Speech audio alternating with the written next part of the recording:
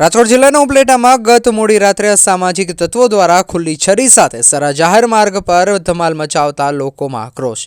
રિક્ષા ચાલક સાથે નજીવી બાબતે બોલાચાલી કરી મન ફાવે તેમ સરા જાહેર દરેક લોકોને ન સાંભળી શકાય તેવી શાહરૂખ નોયડા સંધી નામના શખ્સે ભૂંડી ગાળો આપી હતી। જ્યારે અબુ ઉર્ફે ડાડુ મિયાણો નામના શખ્સે ઉપલેટાનો બાપ છું, ઉપલેટા ગામનો બાપ છું, મારી સાથે કોને બાંધવું છે, મારી સાથે બાંધવું હોય આવી જાઓ એવી રીતે જાહેર ચોકમાં બૂમો પાડતા ખુલ્લી છરી સાથે મુખ્ય રાજમાર્ગ પર શહેર બાપુના બાવલા ચોક ખાતે પરમ દિવસે રાત્રે ધમાલ કરી હતી। વિધર્મી શખ્સ મારામારી કરતો હોય તેવા સીસીટીવી પણ સામે આવ્યા છે। પોલીસ દ્વારા આરોપીને પકડી પાડવામાં આવ્યો છે, પરંતુ શહેરના સમસ્ત હિન્દુ સમાજના લોકોની માંગ છે કે શહેરની શાંતિમાં પલિતો ચાપનાર આરોપીઓને જાહેરમાં સરઘસ કાઢવામાં આવે, જેથી કોઈ પણ ધર્મ સમાજના અસામાજિક તત્વોમાં એક દાખલો બેસાડી શકાય।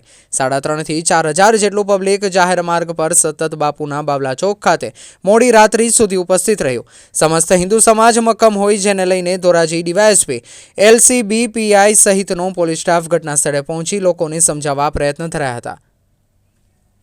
ત્યારે આખરે આજરોજ બપોરે 11 કલાકે આરોપીને પંચનામું કરવા માટે ઘટના સ્થળે લાવવા ડીવાયએસપી ધોરાજીની સમજાવટથી લોકો વિખેરાયા હતા।